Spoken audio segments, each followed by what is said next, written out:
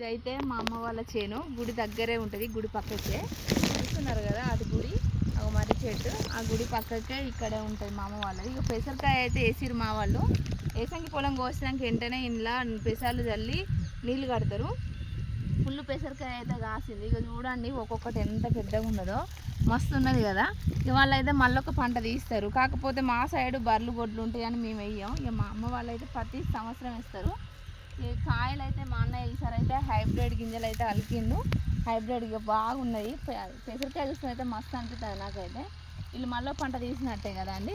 చూడండి ఎంత పెద్దగా ఉన్నాయో, మంచిగా ఉన్నాయి కదా పెసరకాయలు. వీటి సైడ్ అయితే అందరు పెసర్లు వేస్తారు. మళ్ళీ అందరూ కొన్ని క్వింటాల్లే తీస్తారు పెసరకాయను, కొన్ని క్వింటాలు తీసి మళ్ళీ అమ్ముకుంటారు. మళ్ళీ 3 పంటలు అయితే పండిస్తారు మా సైడ్ అయితే. మా ఇంటికన్నా అయితే మేము ఎక్కువ పెసరకాయ వేయము, ఎందుకంటే 2 పంటలు తీసుకుంటాం. ఇక వీళ్ళకు గొడ్డు గొర్రె బాధలు ఏం లేవు కాబట్టి మా వాళ్ళు వేసుకున్నారు. మంచిగా